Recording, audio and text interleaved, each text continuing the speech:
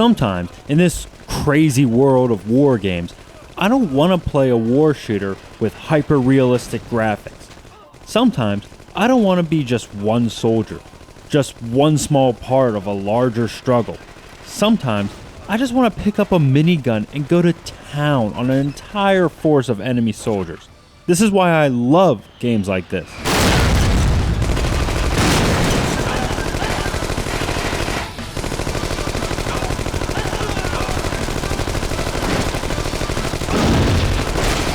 Wolf of the Battlefield Commando 3 is the third game in the great arcade series Commando. Took them long enough. It was only a short 18 years in between entries. That is even worse than the time gaps between Valve's games. So was it worth the wait? Depends on what you're looking for. If you're looking for classic arcade gameplay with updated 3D graphics, then yes. If you're looking for an evolution in the series to make it more comparable to modern games, then a big no. The game is a classic top-down shooter, in which you start at one end of a map and you need to get to the other end, only there are hundreds of enemy soldiers in your way.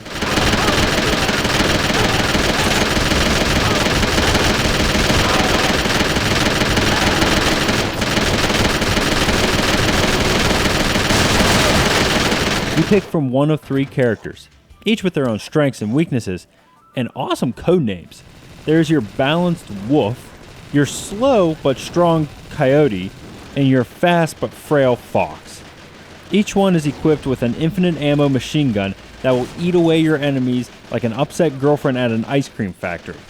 Needless to say, they don't stand a chance.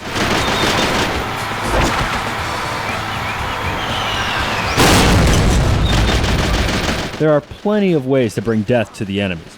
Along the way, you will find other weapons like a spread shot and upgrades for your weapons.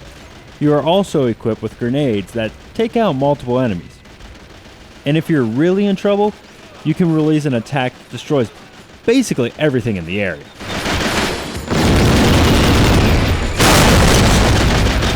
All this looks great too. The game has a nice comic book-like art direction that works really well. Everything is 3D and the models look great. And with all the action going on screen, it is nice that the bullets stand out very well against the backgrounds. And the locations look great too. You'll do your shooting on a tropical island with sandy beaches, in the jungles, on a river, and that's just the first level. Each area has a lot going on and does not look the same as the one before. The game controls with the new standard for these games, and it works great. You move with the left stick and you push the right in the direction you want to shoot. This allows you to have a constant stream of bullets going on at all times without having your fingers get tired.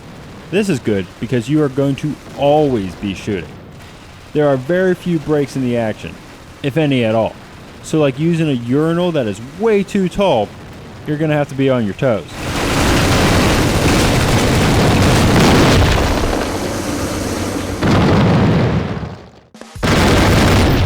The game does break things up a little, so that the game isn't just more of the same the entire way through.